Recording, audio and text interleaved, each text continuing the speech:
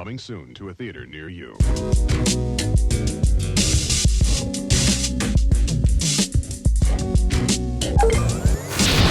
Yo, it is episode 12 of the Real Ones podcast. This is not the podcast where we will talk about the Alabama riverboat fight, even though it's one of the better videos I've seen. That's cinematic. That's a movie. This is also not the pod where we will be talking about Tory Lane's bum ass getting 10 years in prison for shooting a woman. Right. But this is the podcast where we will talk film. I am Mr. Marin. This is my co-host RB3. RB, what's going on with you, man? Man, not much, man. I've been in this little screenwriting workshop for this past week. Oh. Yeah, trying to get a couple pilot ideas off. So hopefully by the end of this week, I got something to show for it. Okay, so. good. Look, writers are still writing. Yeah. Forget that strike talk. Writers are still writing. Which we still support. We always support the people on strike. Of course, you know what I mean? We support the efforts of the strike. I was thinking the other day, I seen some content creators, they like, yo, we not making nothing. We not reviewing no films. We stand in solidarity. Are we scabbing right now? I mean, there's that's a pretty big conversation. You know what I mean? Yeah. I mean, there's some people who will say just even us talking about films is promoting them. I would say not. I say criticisms in a different kind of category. Right. But I think as long as we're not going to red carpets, posing next to, posters and, things like that, I think we're in a whole different category then. Yeah, no, I know people that's not even going to the movies. Like, they're like really serious about it. Like, I'm not even, they're like, you watching that? I'm not watching it. Mm-hmm. Well, I feel like the main corporates are like streaming too. So I feel like if you really want to support the strikers during the streaming era, like cancel your Netflix, cancel your Hulu. Yeah, you gotta cancel that Disney Plus. You might have to miss a couple episodes of Ahsoka or something. Yeah, or you're gonna miss Secret Invasion, which you might as well just go ahead and cancel that. Oh my god, just don't even. Oh man, let me hit that right now. Yeah, that wasn't it, bro. You finished it? Begrudgingly. Yeah. I'm not gonna hold you. The last episode, I say, yo, shout out to Eric Voss. He actually hit me up on Twitter because I shouted him out for the Teenage Mutant Ninja Turtle breakdown, which we will talk about in this episode. He shouted me out, showed love, but I definitely was like, just show me what happened, bro. I'm not even gonna bother. Like, I seen somebody had the powers of every Avenger. Like, yeah. All right. Yeah. That was probably one of the most disappointing Marvel experiences I've ever had in my life. And honestly, I'll be real with you, I stopped liking it after like episode 3. You know what I mean? I was really halfway through. I knew this was like not going in the right direction. I got to episode 2 and was like, this ain't it for me. Yeah. It had them peaks and the valleys. I would like, they had such a good premise, and I really do think if they would have made Rhodey if they would have made Rhodey Gravik the whole time, or Gravik Rhodey underneath the whole time, instead of making it some random Skrull who we like never met before. And now they're saying that he's been a Skrull since Civil War, apparently. Yeah. So he didn't even get to see Tony die. He didn't attend Tony's funeral. So Rhodey was there, but that wasn't Rhodey. Right. Yeah, I hope Marvel like gets ready to retcon that. I hope they like put some spin on that to like. Do you think that was you think that was in their Bible? They show Bible the whole time, or whatever they would do? You think that was in the plan? I mean, Kevin Feige, he personally approves a lot of stuff. Apparently, he wanted that big CGI superhero fight at the end. But again, I think, if they really just had a commitment towards being a sophisticated spy show, they should have dumbed down the plot. They didn't have to have the Super Skrull stuff. Save that for a big budget movie. And just kept it all on the spy level. And just really, simplify the characters. Make Gravik. If Gravik was really in the MCU for that long, okay, don't kill him off for one. Like, make that character still alive. But also, two, make him Rhodey. Like, make him like be that person, and it just simplifies the plot a lot more. Then that way we don't have to have this like fake conversation of like black masculinity between like Samuel Jackson and Don Cheadle, but it's really a Skrull underneath. Like, what a female Skrull underneath? Like, it really didn't make no sense to me at all, man.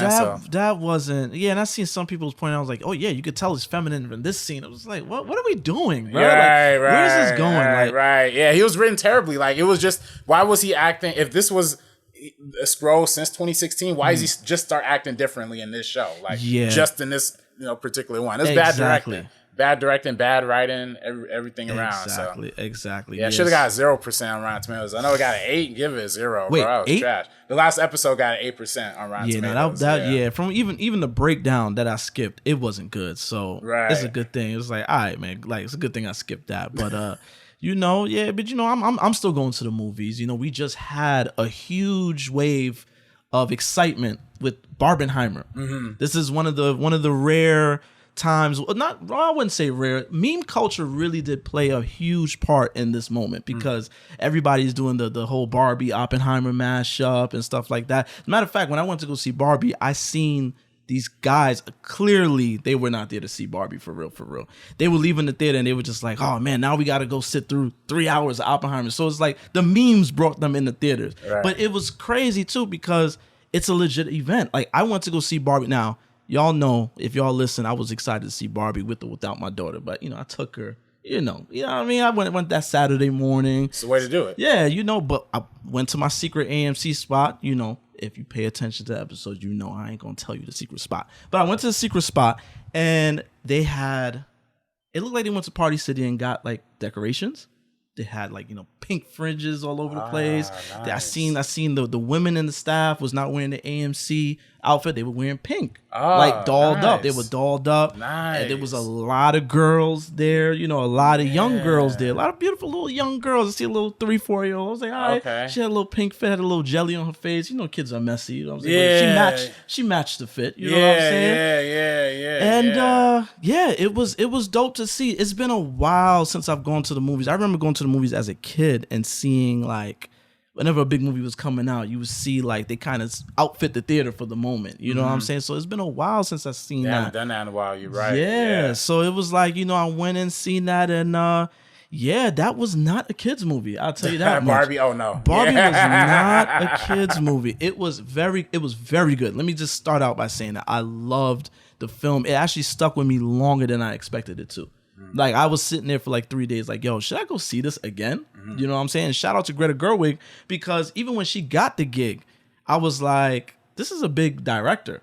You know what I'm saying? Do they want her to just mail it in and just take care of some IP? Like, hey, just, you know, we're going to give you some massive IP and you just do whatever you want to do with it. Like, you know, just mail it in or we'll do the Marvel thing where they kind of get somebody and they're like, we're going to really make this film. You know what I'm saying? But no, she really handled it with grace.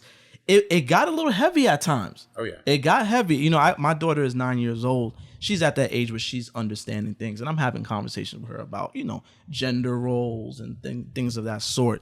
And, you know, when they went there with the whole Ken coming to the real world and realizing patriarchy. Yeah. Seeing Bill Clinton on the thing waving. The shit that bugged me out was the scene where the woman was coming up to, it was like he was observing everybody and a woman went up to this dude and he kind of like put his hand on her face like, yo, don't speak. And he kind of was like, what? Like he's doing that too. You know what I'm saying?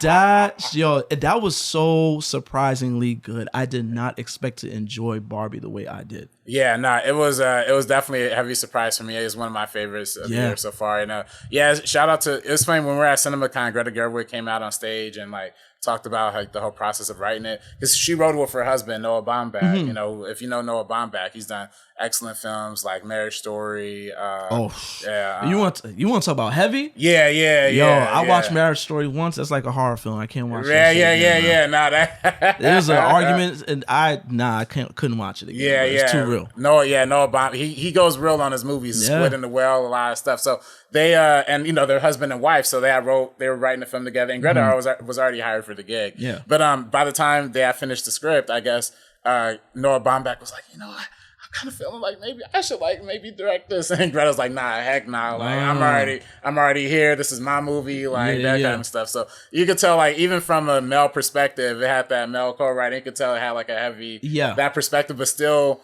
strong in the feminist part. Like, you know, I don't want to get into too many spoilers. Right. I love that it's not the kind of message that you know, old girl has to be with, you know, a conventional kind of romance kind of situation. You know what I mean? I think America Ferrera has an amazing monologue, like in there. I definitely think this movie, at the very least, is gonna get nominated for like best screenplay. Hell yeah. Best production design for original music too. That what was the Ken song that he was singing? I'm Just Ken. Yeah. That's gonna get nominated. You know, I would also even throw in, you know, Lizzo had the song Pink, you know, but right now Lizzo's going through some things, so I don't know if that's going to happen. Yo, speaking about that soundtrack, that they had the Nicki Minaj one, that joint was smacking, and they had the Billie Eilish joint, which I really do feel like that. I didn't hear that, but I seen that she made a video for it, but I didn't hear it. Yeah. Well, that was the one when it was in like the I don't want to spoil it, but they were in that like dream world towards the end, and like it was kind of going through. I don't know what was going on in that scene. Okay, yeah. I mean, and speaking of which, that final act of the film could have been trimmed. Yeah, 10-15 minutes could have been trimmed off that. You know what I'm saying? But other than that, it was beautiful movie. It was a great film. I also loved, because see, going into it, I'm like, okay, Barbie, boom. Barbie is, I'm thinking there's but so much you could do to get deep on Barbie. They're probably just going to make a very self-referential, silly, and no, they kind of criticized Barbie's presence in the culture. Like Mattel kind of let them do that. You know what I'm saying? That was interesting. It took leaps that I didn't expect it to take, and it was very, very interesting. I appreciated every minute of it. Yeah, that's Greta Gerwig right there. I love Lady Bird. That's one of the few movies I gave a 10 out of 10 to on this channel. And then, Little Women. I like that movie a lot. I didn't love it. You know what I mean? But a lot of people, that's like their favorite Greta Gerwig movie. And obviously so it got nominated for Best Director, all that stuff. But I think Barbie is like, it's gonna put her in like that Nolan class that like. Well, you seen what her agency said.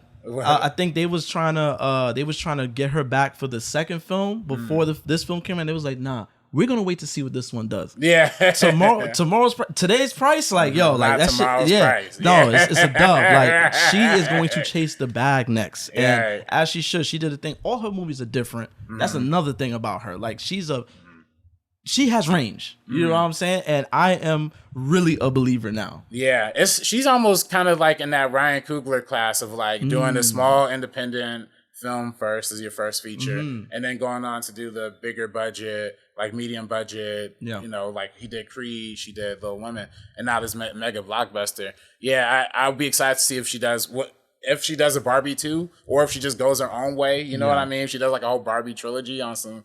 Like type joint. Yeah. But man, it was really good seeing that in comparison to. I personally didn't do the Oppenheimer double feature. Me and my girl did Mission Improbable. We did Mission Impossible and Barbie on the same day. Okay. Yeah. So that one was a lot more, I think, accessible. You know what I mean? That was my third time actually seeing Mission Impossible. So So you like Mission Impossible? Oh man, I love that movie. Mission Impossible just kind of came and went. It's not doing the business they thought it was going to do. Nah. It came out on the wrong day. I feel like they really should have moved it to the end of June. There was nothing really at the end of June that was significant. I feel like that would have been a perfect time for it. It would have had a couple weeks out. Would have had the IMAX screens. It looked really good in IMAX, but.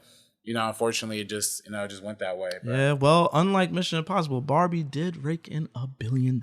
Yeah. So it's a big deal. And unfortunately, because they raked in $1 billion, Mattel now wants to make more films for their library, which is cool.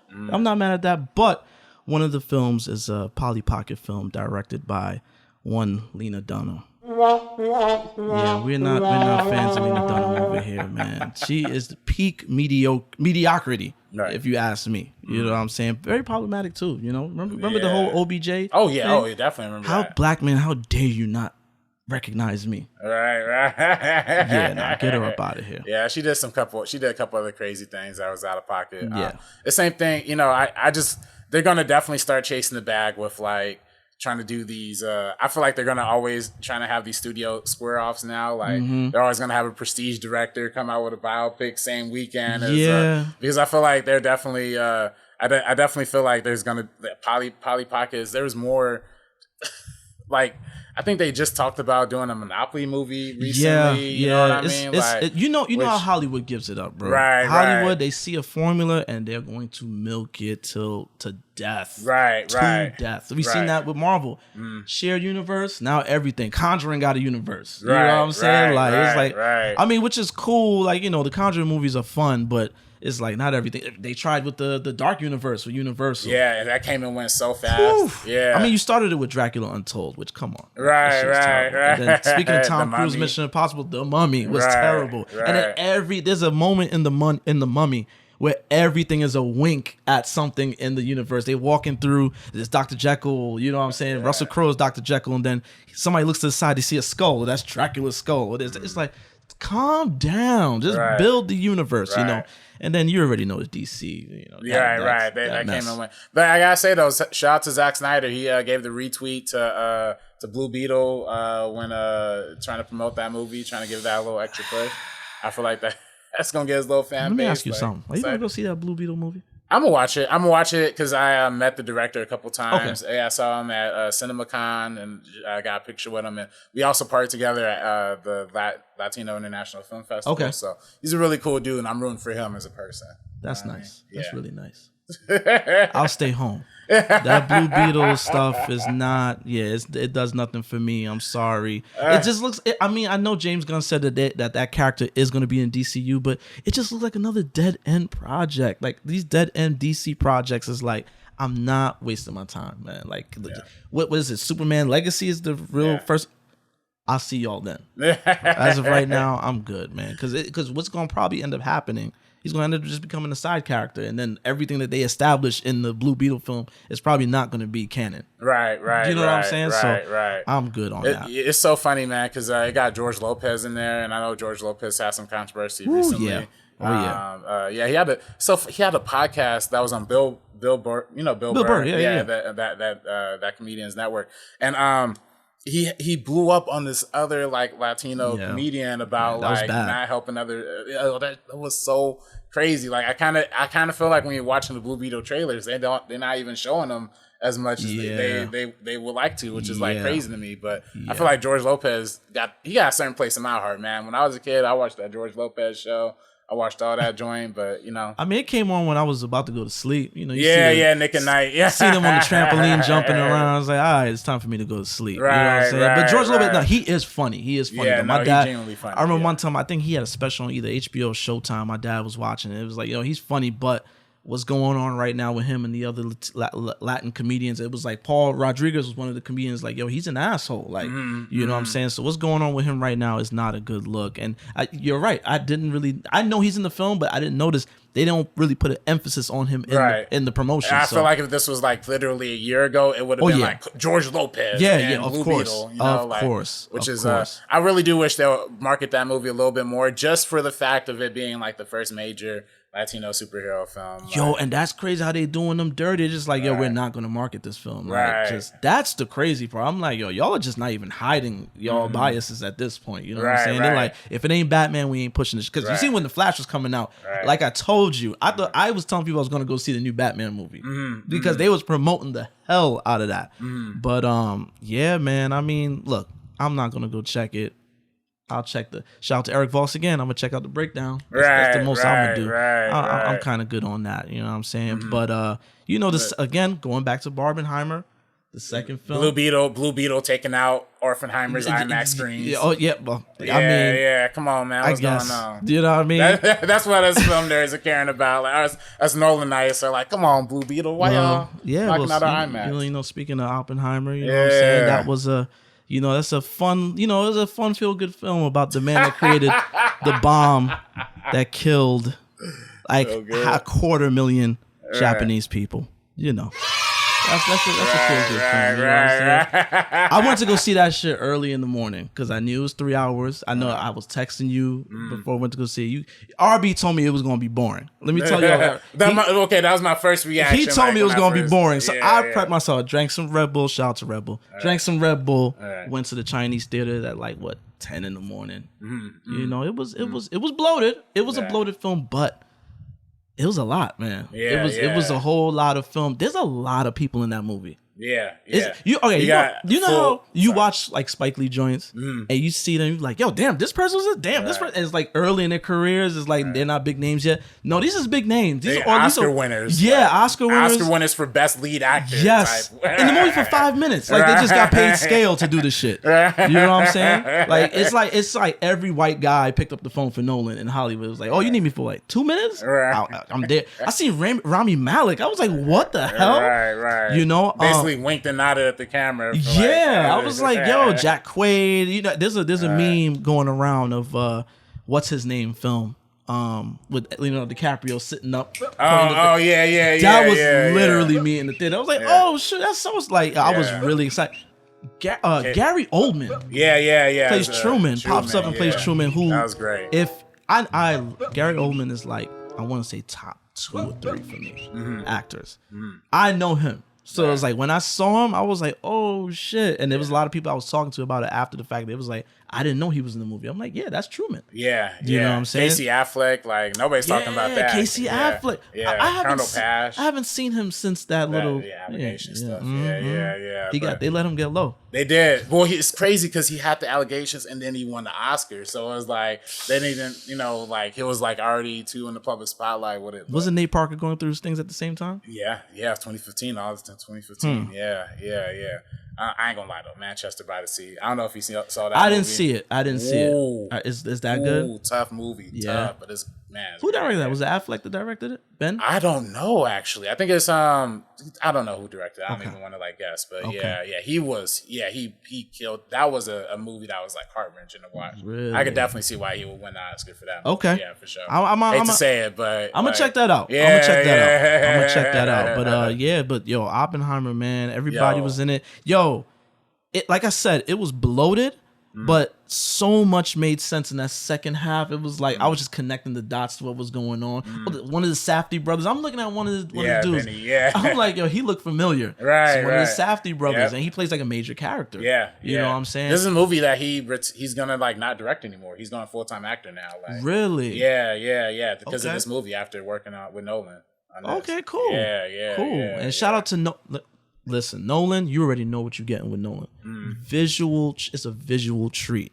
You go see that. I heard that they're expanding or extending the 70mm showing. Yes, as they Please go see that in 70mm. Please. I saw that at the Chinese theater, IMAX 70mm. It was great. Every moment. The scene with the when the bomb detonated. You know what I'm saying? That long silence. Yeah. Oh man, it was just he's a craftsman, man. Right. It's one of the most beautiful pieces of cinema I feel like I watched. Yeah, when I did text you the first time, I did say it was boring. You know what I mean? I have since watched it 2 more times, so I've seen it 3 times in total. It's 9 hours of my life. That's crazy. Yeah, I do at least plan to see it at least 1 or 2 more times. Okay. I'm not gonna lie, because I really do love everything that the film brought aesthetic wise. Like you mentioned, just I feel like the editing is one of the best edited movies of all time, especially that first half. Yeah. The first 2 hours and 15 minutes whips through insanely fast. And then I think the reason why when I first saw it, I got the more talky, bloated perception was because of how much of the dialogue scenes were. And then, I ain't gonna lie, I said this on previous things, The Social Network's my favorite movie of all time. It had that reminiscence of the Social Network in there. So I'm like, I don't know if I'm loving it, but the creativity that Nolan brought to it, the way when that last conversation that he has with the prosecutor and the light all beams up like he's simulating that bomb again. And then, and just the ending conversation with Einstein. And so literally, I mean, I joked about this too. It's like they had the Avengers lineup of scientists. Yo, we got the best guy, and Britain, he's about to come up. Kenneth Branagh comes out of nowhere and is I'm about to help you all out. It's just literally oh, we got Heisenberg. He's the best physicist in Germany. And they just do the close zoom in shot on them. This is comedically over the top, but it's beautiful. And they had Cillian Murphy putting on his little hat and his pipe like he was a superhero, stepping into a suit. It was good stuff, man. Good touches all the way around. Yeah, and again, if you Nolan's real draw is the tech, not the tech. What's the word? It's the sound of the visuals, all that stuff. You go in there to be entertained, of course, but there's a lot that comes with his films. I remember seeing Dunkirk at the Chinese theater again, and I remember sitting there and this is gonna win a sound editing award. Yeah. Sure enough, it wins the Oscar for sound editing or something like that. Yeah. These are the type of films that he makes. So that's what you get again with Oppenheimer. And there's part of me that really does wish that they would keep a certain number of these IMAX 70mm theaters open just year round and just play older films. They could play some of Nolan's films. I think Batman v Superman had a limited IMAX 70mm run. I think so, yeah. And that's obviously bad, but I would love to see it in that format. Nope was shot on IMAX film. I don't know if they had a presentation in it, but just bring up some of the ones in the library and like give it that print, start running them year round. I guarantee y'all fans will like. Oh yeah, be there to watch. And that. we're in LA. This is the town for that. Yeah, you know what I'm saying. yeah. Like I'm there at the movies early in the morning. I'm literally doing breakfast at the movies, and there's like A24 hats in the you know the film, bro. Yeah, They come out. You know what I'm saying? That's the white man's 40 acres. The A24 hat. You know what I'm saying? You see that A24 hat, you already know what they there for. And this one dude next to me was like. You know, when the movie ended, he said his last line before he's like, woo! Like, it's like, yo, this dude, like, they're hyped for this. Like, it's like a Marvel film. You know what I'm saying? Yeah. So that was fun. That was really, really, really fun. That was really fun. But on the other hand, now, aside from the bigger releases, another big release, smaller but bigger. So you got an A24 route. A2, exactly. Talk to me. You know, I already know. Anytime I see A24 horror, or supernatural, I'm all in just because, you know, Hereditary, Midsummer, you know, what else they did? Men was dope. I still haven't seen Men, actually. Oh, please watch that. Please watch that. That was dope. But anytime they do anything creepy, sinister, I'm in there. And Talk to Me did not disappoint at all. If you don't know what Talk to Me is about, group of teens get a hand, this mysterious hand that is this. It seems like it's like a viral thing going around in their world. It's like some viral thing going around where people are like touching this hand and tripping out. And you know, these teens decide to go ahead and do that. And when they do it, they're having fun. Shit is peace until it goes left. And I don't know about you.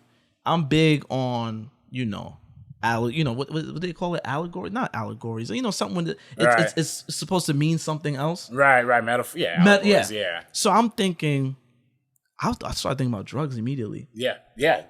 I started thinking about drugs. Like, you know, I would say It Follows is promiscuity, you know, it's STDs and stuff like that. I would say that's what It Follows did. I think what Talk to Me was like, it was drugs, because it was like, it was something everybody was doing. And then there's that one scene that threw me off. I didn't know they were going to do it that much. Like, it's like a whole scene where they just like nonstop doing it until something happens. And then the movie really takes off from there. Yeah. This is one of the most creative like horror films I've seen in a cool minute, and it's actually from the pair of directors, Raka.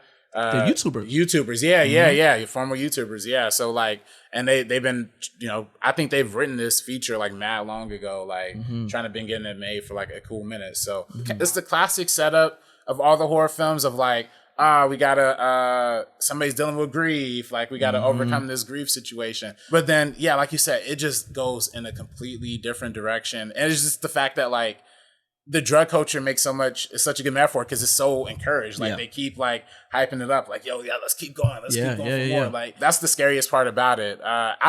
I felt like, I don't know what homegirl's name was who starred in the film. Yeah, I don't know neither. Let me see. I'm gonna go look that up real quick. But she was good though. Yeah, she was amazing. I feel like she was for a Black British for British actors in general. All the British. Sophia Wilde. So she's Australian actually. Yeah. So she's Australian playing a British person or something like that. They're Australian. Okay. Remember they hit the kangaroo or whatever that was. Oh, okay. So this is an Australian set like movie. Okay. Bad. See, this is why I don't know like cultures. I just think they all like. You gotta be careful with that one. Yeah. Shrimp on the barbie. You know what I mean? There's beans on my toast. Yeah. But it was so it was intense watching her like keep going back and forth like through this. She was also the dumbest Black character I've seen in a horror film. Yeah, it's like, girl, what are you doing? Like, go the other way. You know what I'm saying? It's like she just kept going, but again, grief. It deals with grief, so it's like when you're vulnerable at that point and you make that type of connection, and it takes you kind of where you didn't expect to go, and you get a little hit of that. Again, you get a hit because it was like euphoric for them after they was doing. She got a little taste of something. I want y'all to see this film. Yeah, I don't want to. She got a little taste of something she wasn't expecting, and that's what got her all in. Right. And then they like you said, just the flashback sequence. I mean, not too many flash. I don't know. I guess I don't want to spoil it too much, but it's so funny how weirdly similar it is to Haunted Mansion. You know what I mean? Like in the sense of like dealing with the grief of like seeing, old ancestors or a ghost or I don't know. I guess I don't want to go too deep into like what's going on here, but like, yeah, it definitely plays on the same themes. Definitely a lot better. Definitely in a lot more like mature, but also teenage way too. Yeah. And you could definitely feel that like YouTuber energy, like you mentioned, the Rocket guys, the YouTuber guys. And her name is Sophie Wilde. So I had like some other stuff. And the old boy who played the other black dude, Joss, Chris Alosio. He was really, really funny too. Like I feel like they're funny, but I feel like, you know, it's also the example of like seeing what black characters look like under like white directors per se. I feel like that's definitely something I saw in Meg too, what I saw recently. I don't know. Oh, is that the shark joint? Yeah. There's just, for one, terrible movie. But I think the reason why I feel like it goes from like being not campy to being campy to like not to being trash. That one token black character in that film. Is that Paige Kennedy? Is that the brother? Is he bald head? Yeah. The worst, most dated kind of 90s rapping, like he's not rapping, but basically like he's basically going all these over the top like, yo, we gotta kill these suckers, yo, we gotta piece these fools, like, you know what I mean, like, and not even in a, because there's a way to do it, you know what I mean, there's ways like Ice Cube did it, and Teenage Mutant Ninja Turtles, that was funny, you know what I mean? But the way this brother was doing it was not cool. It was just like it just wasn't handled right. It was a white man that wrote a black guy. Yeah, exactly, you know exactly. It reminded me of what's Shorty's name? DeWanda Wise in Jurassic World Dominion. Cause when my mama flew the plane, it was like, why is she talking like this? It was very jive, like it was like you can't say mother, you know, because when my mama, and I was just like, what is? And you know what's crazy? I saw Jurassic World. Went to work the next day, and I was talking to somebody about it, a white man about it, and I didn't want to bring up the jive thing because, you know, white people, when you start talking about it, they're just like, really? Like, that's a problem? But it was a white guy that pointed it out. He was like, she was just doing this jive talk. It's like, yeah. You know, why is she doing? I like DeWanda Wise, but that just wasn't, the whole movie was trash, but the way her character was written. And then there's another movie I just watched, Insidious, The Red Door. Now, did you see Insidious The Red Door? No, I didn't know. Okay, good. Insidious The Red Door is one of the most boring horror supernatural films I've ever seen. First of all, it's directed by Patrick Wilson, who's the star in it. He's also in The Conjuring. I was wondering where's James Wan, but yeah, he's directing this one. And it's like he wanted to he wanted to make this drama, this family torn apart by divorce and the son not getting along with the father. He wanted to do this big character drama piece and decided to just sprinkle in a few little weak jump scares in between there to make it an Insidious film. And it just didn't work for me. It was boring. I remember I was watching it. I got like 40 minutes into the movie, was like halfway into the film, and there was like one jump scare that was weak because they showed the jump scare in the damn trailer, so I knew it was coming. It was like, this shit, what are they doing with this? But there's a black character in it. It's this girl. She is the roommate of the lead, the Ty Simpkins, who's Dalton. That's the kid. She's his roommate. Is a sister, man. They got her in the braids, the door knockers, and she's just corny. It's just like, it's like, yo, did y'all really want to write a white girl and just gave her the part? And it's just like, did y'all even try to make the character genuine in any way? It's just crazy. Writing black people is like, I can't believe we're still having this problem. In the year of our Lord 2023, we still cannot write black characters. This shit is crazy. Right. Yeah, I didn't see Insidious Red Door. I definitely know where you're coming from, though. Because, yeah, they had this brother, and Meg, too, was dumb as doorknobs. I'm sure her homegirl was. I think what was funny enough, like, I heard some behind-the-scenes story. I think I read in, like, Deadline or something that, like, the original test scores for the film Insidious The Red Door was just not good. Like, it just, like you said, completely boring. It was almost like not scary at all. And then I think the writer, the guy who's credited as writer, Lei Whannell, who's he did Saw. He did the Saw films. He did that other joint. Let me guess, they brought him in. Yeah, they brought him in, do some reshoots and help add the few scary parts that was in it. You know what I mean? Yeah, but that makes perfect sense. It's literally like a Frankenstein of a film. It's like a completely different film for most of the film. Like, and it's just like, every now and then they're gonna take you into the whole Insidious lore and shit. But it's like at that point, yo, I'm telling you, I almost got an hour in. I'm like, yo, what am I watching? Right. And I'm so glad because the day before I was like, I'm bored. Let me go to AMC. I got the stubs. Shout out to AMC. You know what I mean? I got the stubs. I said, let me go check it out.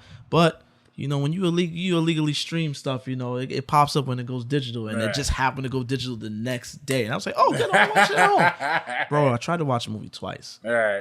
I was trying, man. Yeah. I was trying. It was hard to get through that one, man. It was really hard to get through it. Yeah. But, the whole token black character thing, yeah. Like, I could... Paige Kennedy is a comedian, right? Yeah.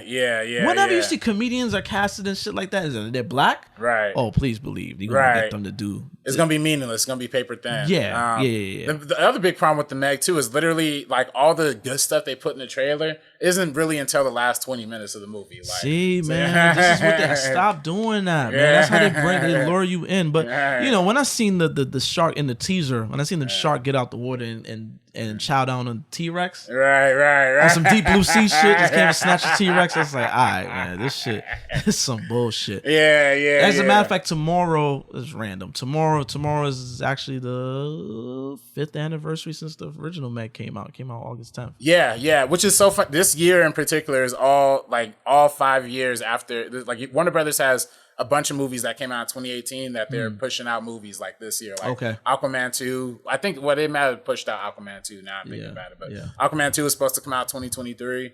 That was the first one came out in 2018. Meg 2. The Nun 2, that was another one that I hope that one is good because that first one was terrible. Right. There was a fight in the movie theater. There was a little argument in the movie theater when I was watching. That was more entertaining than the damn film. You know what I'm saying? Yo, did you see that video of homegirl slapping somebody else at the Barbie screening? Like...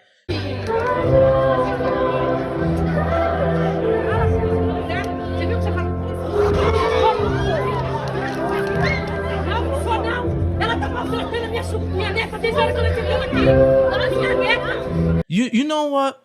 Were they black? No. Okay, good. Because I feel like whenever those videos go viral, it's always black people. Yeah. I seen the one with the Little Mermaid with the black woman. It just makes me cringe. I couldn't watch it. Yeah. I couldn't watch it. In front of my daughter. It's too bright, you know? You know, disrespectful, you know that, bitch. Don't tell me in front of my daughter. Oh, I need a refund on my ticket. No, we getting a refund because But yeah, the Barbie screening, I'm not surprised. There was a lot of women out there. Yo, I seen on TikTok joints was wearing one-piece suits on some revealing they going to the club to get chosen by a player in a pink. Like, what are we doing? Like, you know what I'm saying? I get it's an event, but you're wild. There's gonna be little kids in the theater. You know, you gotta see your cheeks. You know what I'm saying? But, looking like Lizzo going to the Laker game. Oh man, it's Lizzo, man. Nah, that's crazy though. But what's funny though is I went to the theater yesterday. And I literally still saw people like high heels, stilettos, short pink shirts, like they're short pink dresses. And they were literally like pressed because the little AMC I went to didn't have like a bar or something. Like they're like, oh damn, this ain't one with the bar. I guess we gotta go after. Are you serious? Yeah. So this is really a thing. Yeah. Women at girls' night out, we gonna go get sauce and watch Barbie. Right. It's crazy. So they can yell at the screen midway through the film when they criticizing men. I already know how that's gonna go. Speaking of which, Bill Maher came out and said that the film was men hating, and it told zombie lies. What does that mean? I don't know. But I just hate these men that's so trick. Like, look, man, look. You one of the Kens, like yo, it is what it is what it is. Like, you know what I'm saying? We go through our shit. We have our bullshit. You know what I'm saying? As men, we got our bullshit. They decide they want to talk about it. It's cool. And the message was very relevant. It was very relevant. Like you said, that monologue America Ferrera had, that was amazing. That had me there like, yo, I want to clap after this shit. You know what I'm saying? My daughter watching, she started asking questions and she was, yo, that's what this film is supposed to do, man. So we it's all about elevating, marginalized voices. You know what I'm saying? Women, any color. Let's be real. Women, any color is marginalized. Don't let the MAGA women tell you any different. Right. Speaking of MAGA, Sound of Freedom is doing big business in the box office. And I don't know if you heard, but now Sound of Freedom, I don't know if y'all know what Sound of Freedom is. It's a film. It's like basically a superhero film about a guy.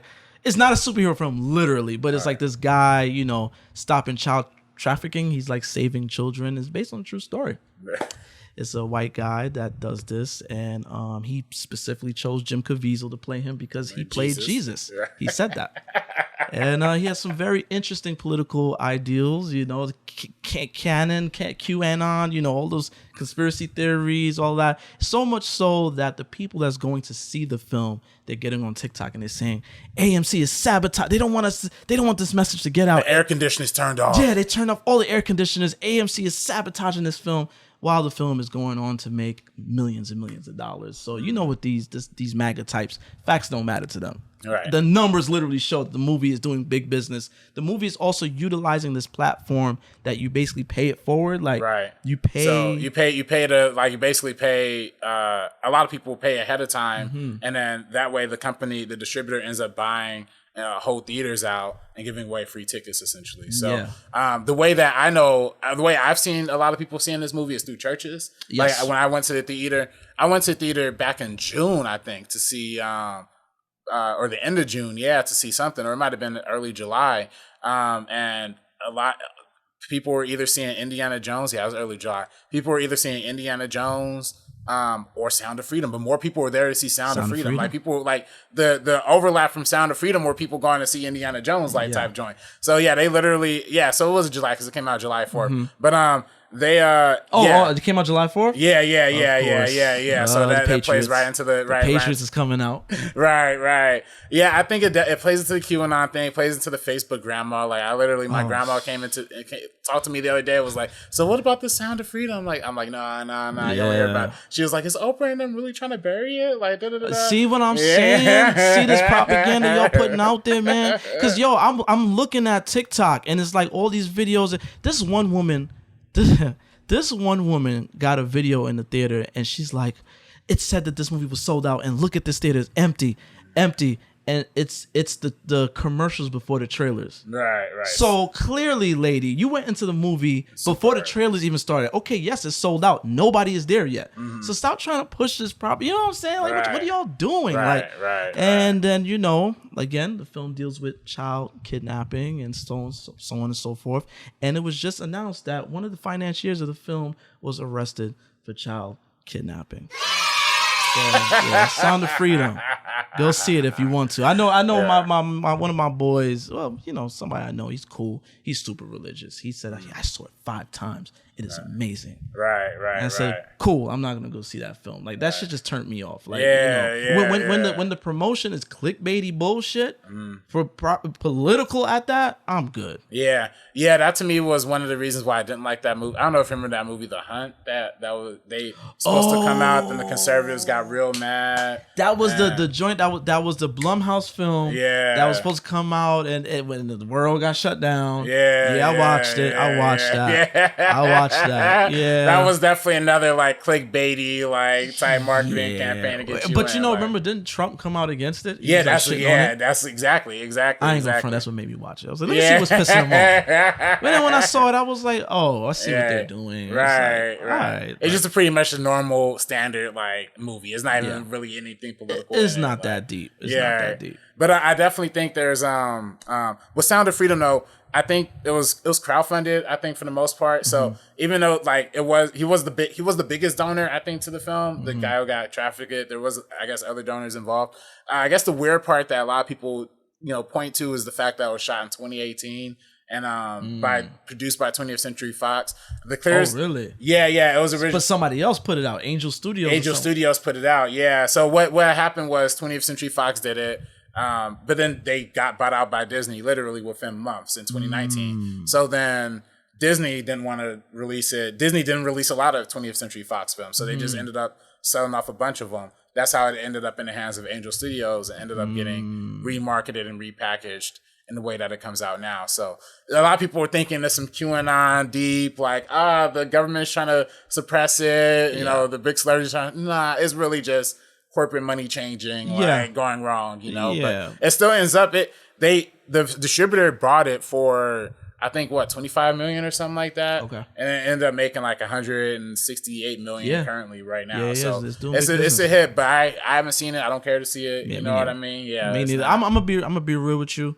When it comes to that child trafficking subject, Right. Of course, child trafficking is bad. Right. But on the political side, they're just kind of pushing that, especially on that side, they're pushing a lot of that commentary to not deal with the other very important issues. Yes, that's an issue, of course, but they're just trying to bury it with this. I remember when I first moved out here, I went to Walmart in Porter Ranch or Santa Clarita, one of them.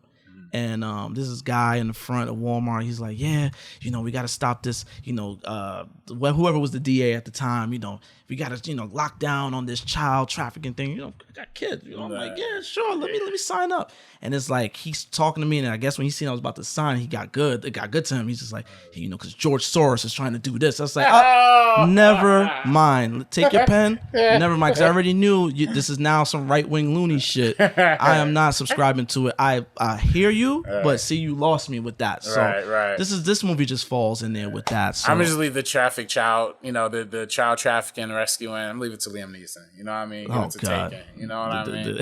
The guy that hunts down Negroes. Yeah. That was crazy. That was good. Did you see that episode of Atlanta? Yes, I did. Atlanta, great. It's one of the greatest. Shout out to Stephen Glover. Stephen and Donald Glover, they just announced that they're going to helm the Lando series, which got taken away from Justin Simien, who is director of The Haunted Mansion. The Haunted Mansion just came out. We spoke about it quickly earlier. I feel bad for Justin Simien. I really do. Because Disney buried this shit. Right. Well, for one, for the Lando joint, he didn't even know he got fired from it until it got peeped up on Instagram. That too. That's crazy to me. Like, just seeing you scroll through the timeline, like, oh, you exited the project. I exited nothing. Then again, how Haunted Mansion got buried. I remember when the strike started, he was like doing some crowdfunding thing. Like, I got to pay my staff. Like, you know what I'm saying? Like, these people are holding down the fort. I just moved into the office. What's up? And yeah, he's so talented too. He's really good. Super talented. I've always said Dear White People is one of my favorite debut films of all time. I was on a podcast talking about that. Also, his second film, Bad Hair. Nobody has seen this one, but it's a Hulu horror. It's like a horror comedy. It's one of the trashiest, like campiest horror films. It's very campy. Yeah. You've seen Bad Hair. Because Bad Hair was like, what month did it come out? It was definitely when the world locked down. Yeah, it was January 2020. Yeah. That came out before the lockdown. Well, right, it probably popped off during the lockdown. Yeah, I remember I tried to watch it a couple times, and I ended up falling asleep on it a couple times. It's very campy though. It went places I didn't expect it to go. Yeah, and the first half of it is really entertaining. It goes super crazy. Yeah, but it just falls in line with that whole elevated horror where they just take relatable issues, again, spearheaded by Jordan Peele, was talking about interracial relationships and that dynamic, white liberalism and all that. Right. And he turned it to Get Out, and then they just, again, because Hollywood sees trends, they just start pumping out a bunch of those things. And Bad Hair was one of them. Right. Yeah, dealing with the young lady in the media organization, like trying to do. Yeah, it was definitely some interesting ideas with the MTV era stuff that they had going in there, and Jay Farrell. Wasn't it like a period piece in like the 80s or yeah, something 80s, like yeah. Early, MTV, like she was trying to produce her own show. Yeah. Like, I thought all of those aspects were really good. It's just when it gets into like the hair literally controlling stuff, like this came out a few years ago, so we could spoil it. But yeah, the hair is the controlling everything, and when you put relaxer in it, it's really blood. Like, it's just crazy. Yeah, so I don't know. Didn't your girl produce it? Lena Waithe. Anytime her name comes up in anything now, it's a bad sign. Right. But luckily, she wasn't involved in Haunted Mansion. That was just Justin Simien solo production. I liked Haunted Mansion. Yeah. I remember the Eddie Murphy version. This is when Eddie Murphy was doing those bad family flicks. And that one it was too cheesy. Didn't do nothing for me. This one, though, it was very black. I like that. A lot of culture in it. And it was funny. Tiffany Haddish. Shout out to Tiffany Haddish, who is dope. I like Tiffany Haddish. I can't speak for everybody. I like Tiffany Haddish. I liked her, in what's the movie she did with Queen Latifah and Girls Trip. Girls Trip, yeah. You know what I'm saying? I got to meet Tiffany Haddish once. She seems very genuine. She seems like she's enjoying her fame. I love that. I'll always root for that. You know what I'm saying? So I liked her in it. Danny DeVito is my man. You know what I'm saying? Owen Wilson is cool. Yeah, he's cool. But yeah, I like that. Lakeith brought some good depth to the film. Playing he always looks like a tortured soul anyway, man. Yeah. That's just his Where's he? Is he from out here? I think he's from Oakland, or he might be from either Oakland or Detroit. Let me look that up real quick. Okay. Yeah. Yeah, because I remember, I think it was sneaker shopping he did, and he told a very dark story about his past. I'm like, damn, this is supposed to be from Victorville. Okay, Victorville, California. Okay. So it's like kind of out here. Yeah. Mm-hmm. Yeah, he told a very dark story about his past, talking about growing up in the hood and stuff like that. And I was like, I can tell he has his energy is kind of like, I seen some shit. You know what I'm saying? So it worked for this character. And the grief. Again, what was going on with the film, with the grief of the character. I enjoyed it, have fun with it. If you are familiar with the ride, you're familiar with Disney, tons of Easter eggs. Yeah. You know what I'm saying? So, yeah, super. Like you're talking about that Eric Voss breakdown. I was like peeping some of that. Yeah, it was a lot of Easter eggs that to the right that I haven't even noticed. I've been to Disneyland a couple times. I went to Walt Disney World once, which was like super dope in high school. But that was I went on that Haunted Mansion joint. But yeah, I was like, I didn't notice all these little like differences between each one. I didn't even realize. I guess the Magic Kingdom one's like way bigger than the than the one. And even speaking on Tiffany Haddish and Essence Fest, like Girls Trip, they went to Essence Fest. She came back to Essence Fest to promote this film, Haunted Mansion, before the strike. When we were out there, and yeah, she was like, yo, this is giving me the same vibes as Girls Trip. Like I love like how like open and deep it is. I think they definitely, Justin Simeon's such a good writer that he definitely puts a lot of, I don't even know if he wrote the script, honestly. I think it probably was another writer, but there is a lot of personality there is a lot of heartfelt emotion in there, which I definitely did enjoy, and I felt like that was probably the part that he probably amped up the most in it.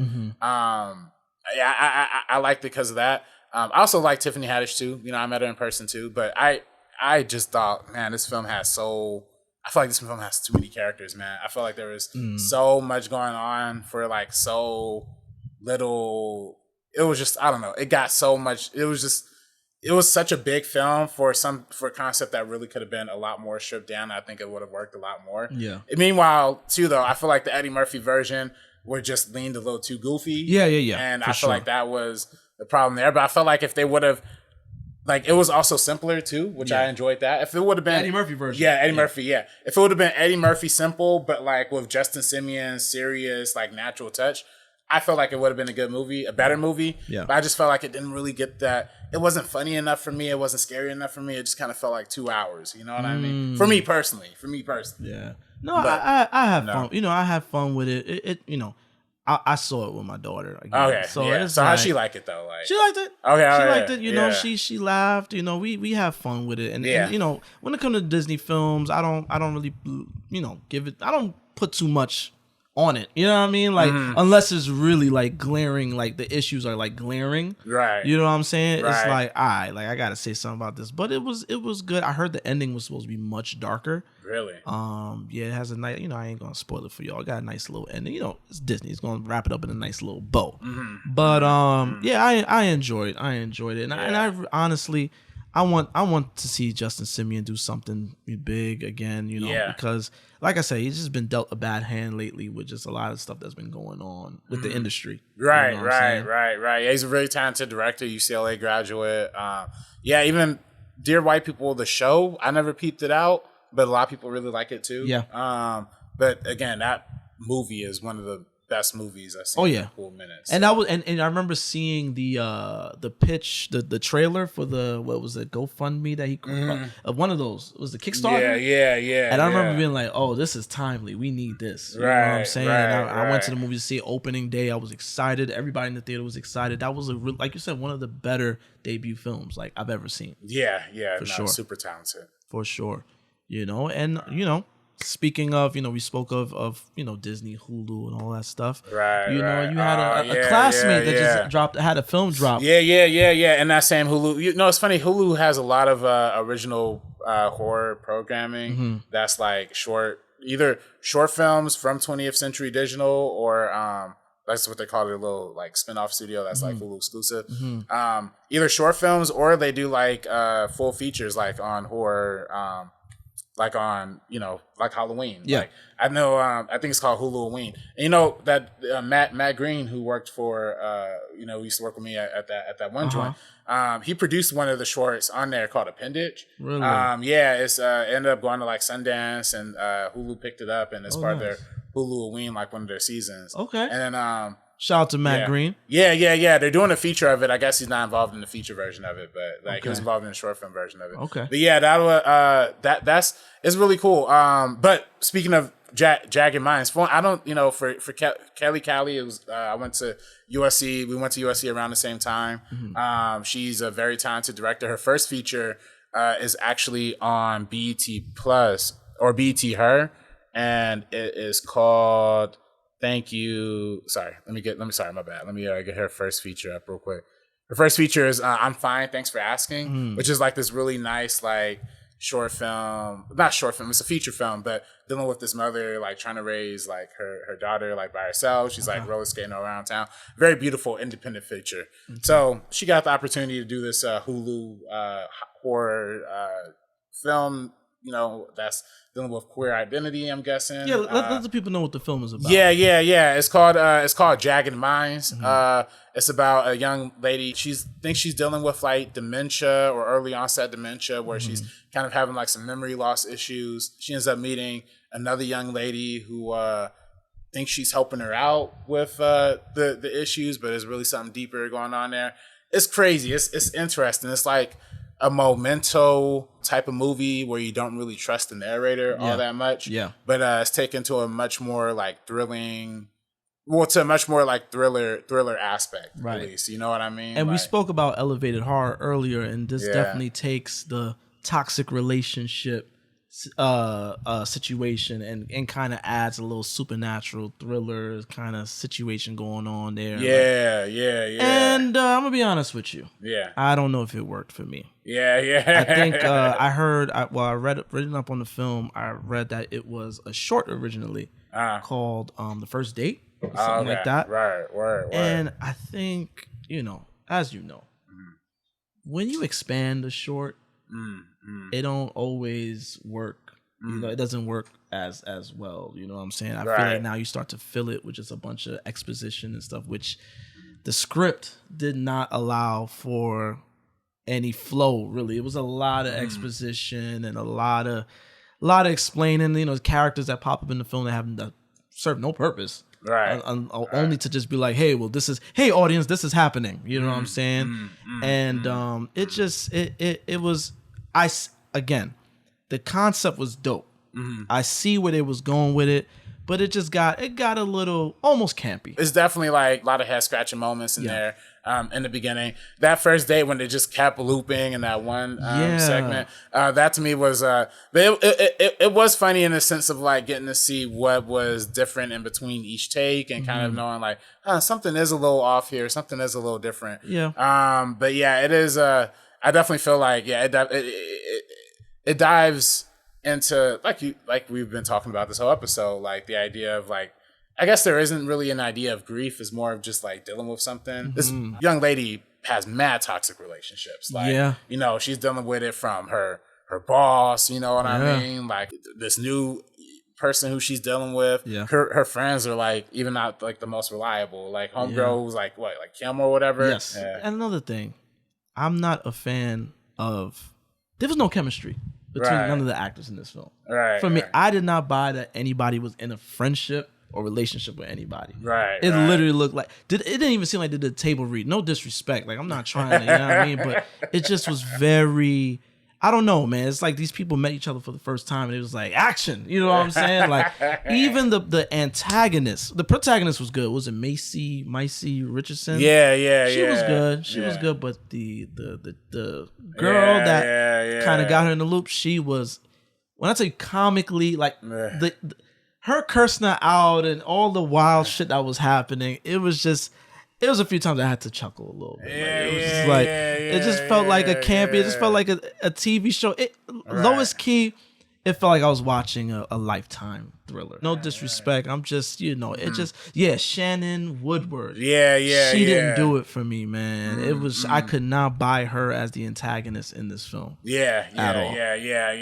It was some interesting stuff. I mean, the way they set it up, it definitely gives it like almost like a, I don't know how they put this film together, but it almost feels like one of those Project Greenlight situations. I don't know if you've been keeping up with the new Project Greenlight. No, I've been a little busy. Yeah. But I do want to watch it, but I heard that there's some problematic elements in this new season. It's problematic elements in every version of Project Greenlight ever. They should never make this show ever again. Like they had in the early 2000s. But I'm saying, you see Gina Prince Bythewood, Issa. I thought it was going to be better. Nah, it's not. It's never going to work. It's just not. It's not a concept that doesn't work, because the whole idea of television is like drum up conflict, drum up drama, and that's the last thing you need on a film ever. Like, you're never gonna make a good movie. Oh yeah, let people know that people that didn't see Project Greenlight, let them know. So Project Greenlight. If you're not familiar, Project Greenlight is a series that came out again early 2000s when Dead and Gone, came back again in 2015 with Ben Affleck, Matt Damon, Dead and Gone again. Now let's discuss what they did on that. Right, we're gonna discuss that too. Yeah, but it's basically a concept where they find a filmmaker, first time filmmaker, who's never done a feature before, hires them on with a script that's halfway written, and basically is like, hey, you have a few weeks, shoot this feature, let's document it in documentary sense. It's basically like American Idol. Like a filmmaker's version of American Idol, except you see the process of the filmmaking and how bad it gets. And it's like the worst producers you could possibly have on a picture. As a first-time filmmaker, they apply the pressure, they raise the stakes. And again, I thought, I've been hearing things, but I didn't watch it, so I don't want to really speak to it. Yeah, but I'm gonna check it out though. Is that bad? Yeah. It's the same thing that you see in every season of Project Greenlight, except now it's just black people talking to each other and doing it, which is like even makes it a little bit worse. Damn. But shout out to director Miko. I actually met her at the Michelle Film Festival, who they ended up picking. And Kelly, she's actually she was one of the filmmakers you could kind of see on the board, like they were considering. Okay. But yeah, Miko was the director they ended up picking. For one, I don't want to. It's just for one, the producers were crazy, but also you gotta listen to some of these notes. Like, and I'm just gonna leave it there. If you watch the show, you'll know what I'm talking about. Like, there's mad times like mad people are giving the same exact notes, so I'm just not taking it. I'm pretty sure it's triggering for you as a filmmaker. Like, you hit a little different. No, it is. Yeah, I just hate watching it every single season. It's always the worst version of like filmmaking, because it's like somebody. No compromise, no collaboration, like, and it's clearly with cameras on, so nobody really is getting real about anything, real about it, until like they in the back room like talking to themselves, like, yeah, in that situation, I really felt like I could have said this, I'm like, in the confessionals, right? Exactly. I'm like, this is some real reality show trash, like, which I do like Issa Rae's last reality show, Sweet Life LA. It's like about these mid 20-year-olds living in Los Angeles, dealing with being mid-20s, essentially, like being in this friend group. They did 2 seasons of it. I don't know if they're bringing back a third one. That's actually a half-decent reality show, but this Project Greenlight, this reiteration, shout out Gina Prince Bythewood and Issa Rae. Issa Rae was literally filming Barbie while this was being shot for the most part. So she was there for the beginning, but not really there towards the end. And they had to go with people of color on the show era, because of what happened in the previous seasons. With Matt Damon, and it was like a sister that was. It was the main producer on that one. Yeah. She produced Dear White People. She was one of the producers on Dear White People. Yeah, but then Matt Damon kind of made it look crazy. And I heard she couldn't get work after that for a while. Well, it was a lot of, again, it puts everybody in the worst light, imaginable. Like, she didn't look like she was supporting. Let's keep it real. It looked like a black woman director not supporting a white male director. And how many directors in this industry are white males? You know what I mean? Like, if they see a sister, they want some subservient kind of whatever. And what she was telling them was making a lot of sense. Like, no, you only have $1 million for this budget. You cannot shoot on cellular film. Like, stop thinking about like that is crazy. Right, like you only have $1 million. You cannot do a 3-car crash sequence. You just can't do it. Like these things were making sense. Like come on, son. And y'all made her look like the wild villain because she was trying to save your picture. Like right, exactly. And then, but then on top of that too, that was also the same time that Matt Damon, also on that same show, was like, yeah, I kind of think diversity should really be more in front of the camera. I really don't feel like we need as much diversity behind the camera. Like when we're talking about diversity, you do it in the casting of the film, not in the casting of the show. Whew. Wow, okay. Do you want the best director? You know what I mean? I'm not mad, but hang on, I'm just with love in my heart. Even Leo and Kristen talked about, and we can roll it back, he said it was good having her because she has a different perspective that he wouldn't have even thought about when talking about women. They did talk about it. Right, that's totally fair. So, you know, I have a problem with harmony. Everybody does. In the room, I have everyone a big does. problem with and it. I don't look to just them to fix that, to be honest. I think we also have work to do, and then they will do it too, but I'm not. You're right. That is something we have to think about. I'm glad Effie flagged the issue of diversity for all of us, because filmmaking should throw a broader net, and it's high time for that to change. But ultimately, if suddenly you change the rules of this competition at the 11th hour, it just seems like you would undermine what the competition was supposed to be about, which is about giving somebody this job based entirely on merit. And literally, homegirl was sitting like right across from him, like, dang, bro, she had to hear that kind of mug. And yeah, so that's Hollywood for you, man. Yeah. That's Hollywood for you. That's why this new season they tried to switch it up. They made a promise to do a woman director, and that's why they went to all women directors for it. But it's the same situation, same problem. It still ends up literally being either if it's a man or a woman, somebody's ended up yelling at her about making the wrong choices. Take that shit off of TV, please. Yeah. Like, no more Project Greenlight. Yeah, no more. Plus, what's going on right now with the strikes? Like Hollywood is in a bad situation now. Like Hollywood is taking a beating. You know what I'm saying? Right. As they should, because shit is wicked out here. Right. You know what I'm saying? But speaking of the strikes, shout out to the Marvel VFX that's trying to unionize. Yes. This strike is really shaking the table, and I think we're going to see a lot of things change, God willing. Hopefully, we see a lot of things change in Hollywood because, enough is enough, man. Social media, people talking now. Yeah, you know what I'm saying? Yeah. And shout out to Andres too. I know he just did an episode that really covered bases with that. Yeah. Talking to Danny. Yeah, Danny Fernandez. Yeah, it's so funny. Yeah, it's been this strike has been going on for over 100 days now. This has already surpassed the first, not the first, but the Hollywood strike of 07, 08 kind of situation. The WGA went to them and tried to get something on the table, but then the studio just kind of spat in their face, nah, it's not. It seemed like the studios only want to talk to the actors. Right. That's the only thing they care about, promoting their stuff. But they all, I think it's really sad that the DGA, the Directors Guild, didn't jump in on this strike as well. I feel like it could have been a historic moment for all three unions to all jump in, but I guess was also a lot of people in the DGA who are assistant directors, second unit directors, production managers, things of that nature. So they don't necessarily care about residuals and things like that. But I think if all three unions would have went on strike, that would have been some monumental stuff. We could have really seen some earth shattering. Also, we just discussed how many directors is in Hollywood. That's a very exclusive group. Yeah, you know what I mean. Yep. I think the people we see on the front lines in the WGA, they're definitely people of color. Yep. So, when things like that pop up, they're going to kind of fall back and do their own thing.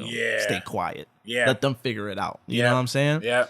So, that's I seen Fran Drescher say something like, we're financially, we're able to do this for another 6 months. And whoa. Right. Whoa. Let's try to figure things out, please. Let's try to, because there's people out here on the ground that's missing out on work. Yeah. No, there's a lot of people. Yeah, there's a lot of production assistants, a lot of people who are just normal film crew people, but also people who work in dry cleaning, who work in catering, who work in This has a real domino. It has crazy domino effect. You know what I'm saying? This is affecting a lot in the town. So, hopefully they get it.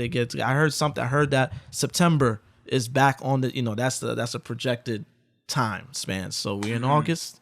Hopefully something happens soon. Word. But you know, let's just circle back on Jagged Mind real quick. You know, shout out to Kelly Callie. Yeah, it didn't do what it was supposed to do for me. I definitely think it's I like the aspects of it. I like the way, like you said, like the lead performance. Her name was Massey Richardson Sellers. Yeah, Massey Richardson Sellers. I really liked her performance in it. I thought she was genuinely good, playing like that soft, kind of vulnerable part. Mm-hmm. Like I said, it played a lot of homage, I think, to Memento, which is one of my favorite Christopher Nolan films. And it also just plays with that whole like unreliable narrator thing into a pretty good effect. Mm-hmm. Yeah, I do feel like I think once he kind of started figuring out the rhythm of the film, I do feel like you could kind of figure out where it was going. Yeah, absolutely. You know what I mean? I do wonder if there was like another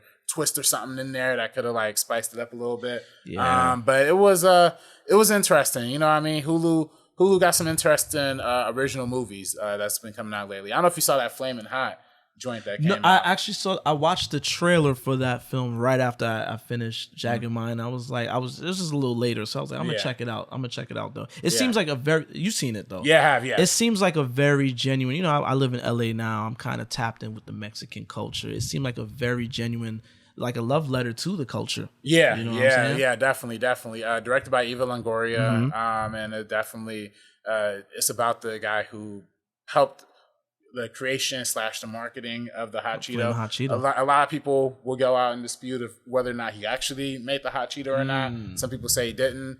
A lot of people say he didn't.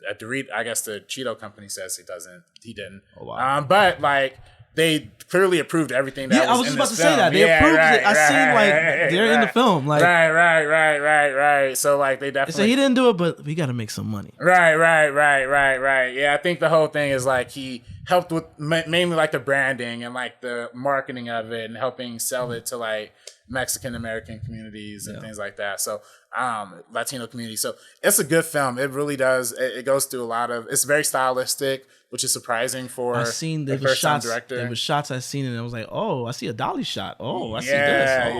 Yeah. There's actually some good moving camera movements in there. For the film, I think it's only like an hour 40 or something like that. Oh, it's a quick moves at a good watch. Good pace. Okay. It's not too long. It plays into that whole business films, behind the scenes of business movies that we've seen this year from like Air, Blackberry came out earlier this year, Tetris. Right.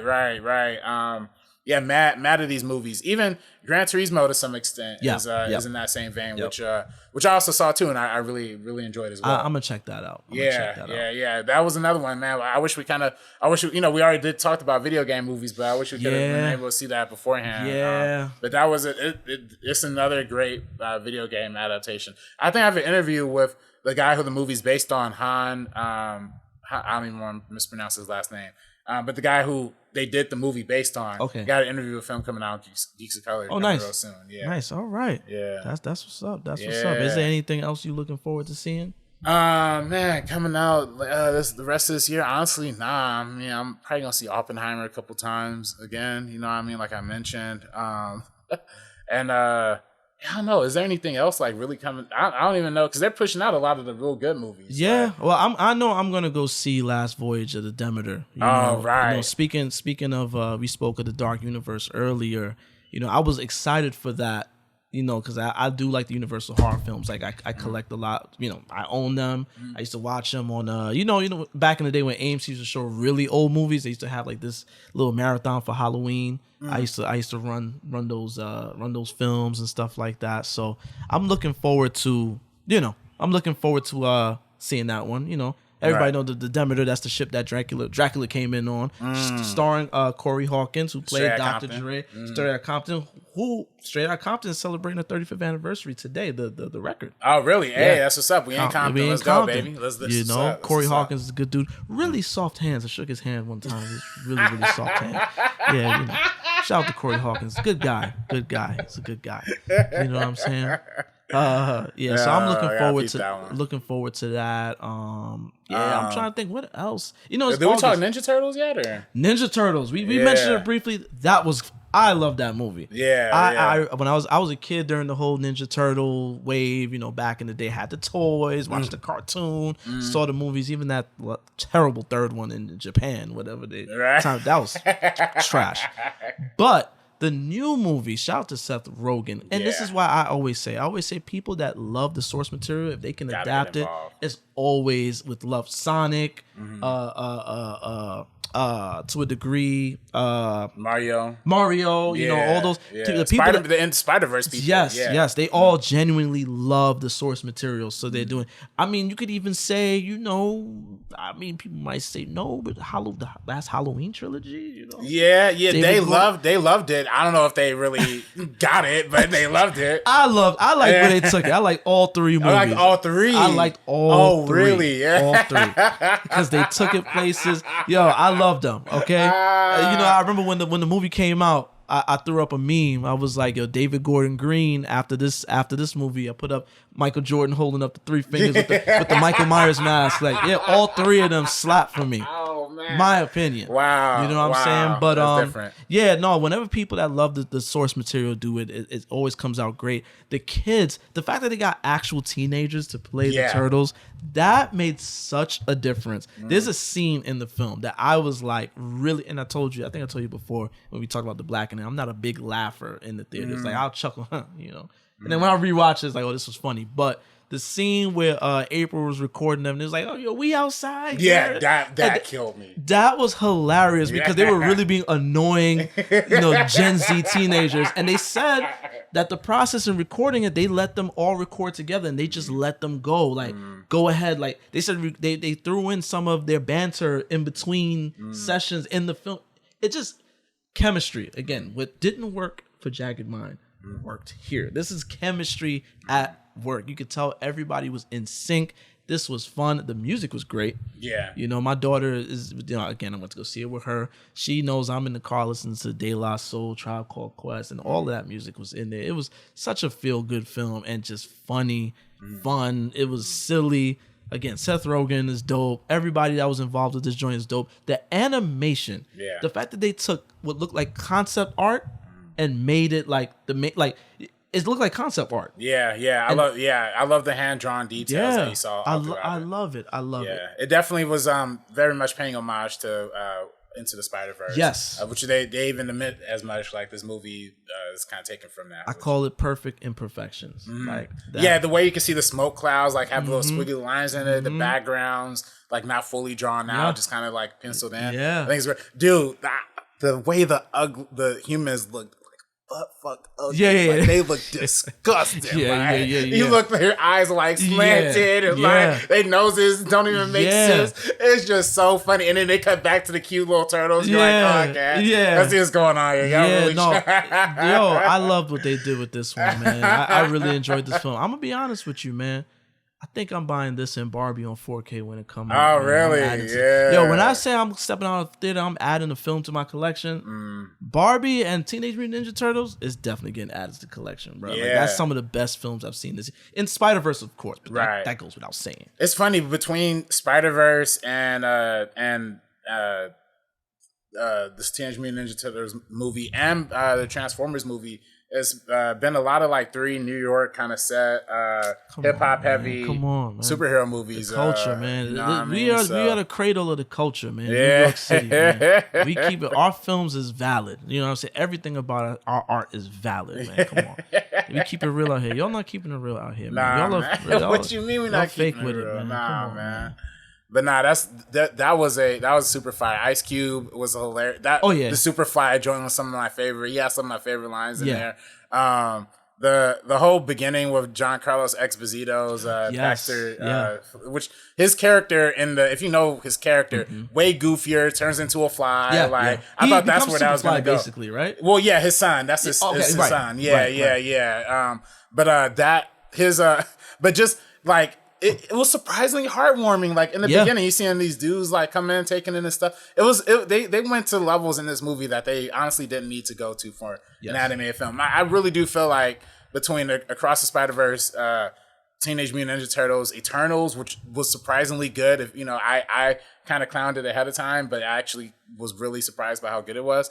It's gonna be a tough year for like best animated feature, like at the Oscars. Yeah, it's gonna be a lot of good contenders out there. So even Mario movie out there too. Yeah. So that's that was a box office hit. But Spider-Verse is taking home the gold at some point. Spider-Verse is like the gold standard. Right. Even though the competition is very stiff now. Like it's a lot of really good. I still have to see the Elementals. Yeah, that was actually all right. That was really good. I need to see that. I need to see that. But yeah, man, that's it, man. I mean, I'm looking forward to something. I mean, I'm like I said, the Voyage of the Demeter. I'm gonna see that, but I'm gonna keep an eye out for some other stuff. Movie going don't stop over here. We gonna see us some movies. There's always movies coming out. I know there's mad stuff coming out in August. Definitely Gran Turismo. I'm hyped for Blue Beetle. I'm gonna watch. Yeah, I'm stoked to see what's coming out. Just one more quick thing before we get out of here. Did you hear this whole stuff about Disney being bought out by Apple? Whoa! Supposedly. What? Yeah, well, apparently, that's like the rumors. You know what I mean? Going out. A Hollywood Reporter is reporting on potentially Apple buying Disney. Yeah. No, that's not good on many levels. Yeah. Let's talk about the monopoly side of things. That's kind of crazy. Yeah. And also, I mean, Apple is not a fan of creativity. Apple is very uniform, and it's just, I feel like, I mean, unless they just owning Disney to own it, they're not going to get involved beyond that. But Apple got their streaming services. Yeah, so Apple think TV. Eventually, it's going to. They want to get into it. I personally think that's not good. Right. I personally think Apple TV, the programming on Apple TV is probably some of the better programming. I heard that. Yeah. Swagger is amazing. I've always talked about that. The little basketball. Are you a fan of Ted Lasso? Love Ted Lasso. Even their sci-fi shows that again nobody watches, but they put so much money into it. Like I can see they're really trying to push into that live stream, into the streaming game. I think that Disney's in a real bad place this year. Like they've had mad movies flop. Haunted Mansion flop, Indiana Jones big time flop, Eternal or Elemental, sorry, that also didn't do the best financially.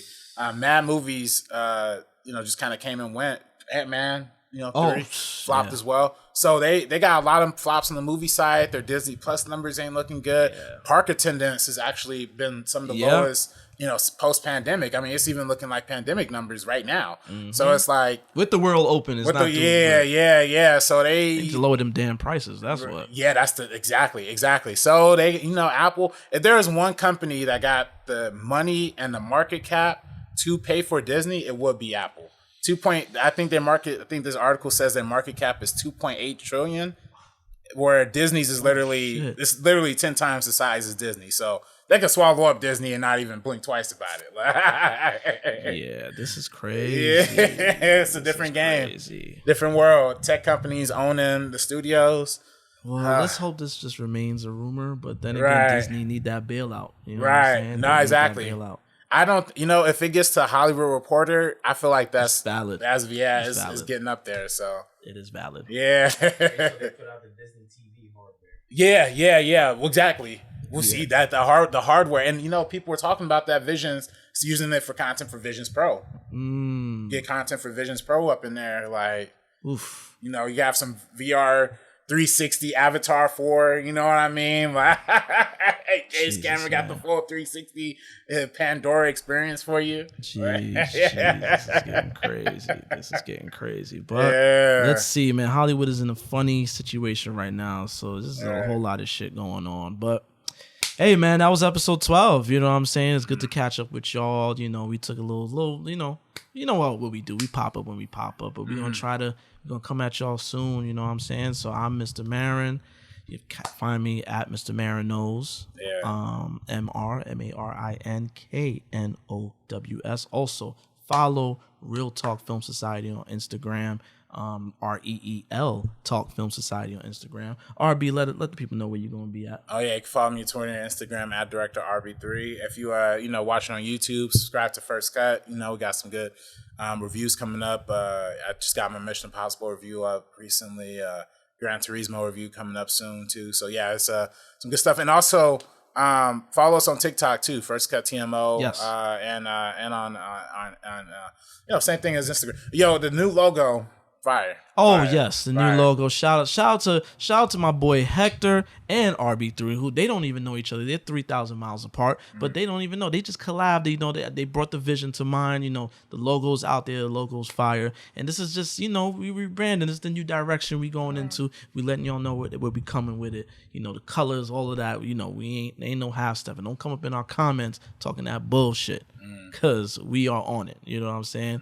You know the comments. The comments are still going, by the way. Yeah, on some of them, on those, you know, whatever. We still gonna talk our shit. You know what I'm saying? Still dropping bombs out here. I'm still talking shit. You know, so you know, pop up in the comments, say something. Oh, speaking of which, my boy Pre reached out to me. He was not happy that I did not shout him out in the beginning of that episode. So Pre, my bad. So let me drop a bomb one more time. Shout out to Pre, alleged day one supporter. I asked him if he subscribed. He said, "I've been listening to every episode." It's not answering my question, dog. But I love Pre. You know what I'm saying? That's my man. He's definitely supporting out of Patterson, New Jersey. Right. You know, so again, we do this. We got an audience. We do this for. They loving our shit. We got some followers. The Joseph Ashley, Cinema Gorilla. You know what I mean? Yeah, coming in. Appreciate Ben Wellington. Yes, you know Ben I mean? Wellington. Ben Wellington. You know, he's really day. Yeah, he's definitely day one. Yeah. You know what I'm saying? Everybody. Alec Berg, newer come in. He just DM'd me the other day, so appreciate. Man, I forgot the guy's name, so I'm not even gonna go too deep into it. But a new follower that found one of our clips under the cherry moon, and he was like, "Hey, I'm a big Prince fan," and then he started talking in the Tarantino post, and he follows us now. So, but we got something. I'm gonna talk to him. It's something we gonna work out. I'm gonna let you know off the record what we're doing. So. Yeah, shout out to everybody who's been checking us out, man. We love the support. I read the DMs, I see the comments, all of that. So shout out to you again. I'm Mr. Marin. It's RB3. RB3. Thank you. This has been another episode. We will see you when we see you. Peace. Coming soon to a theater near you.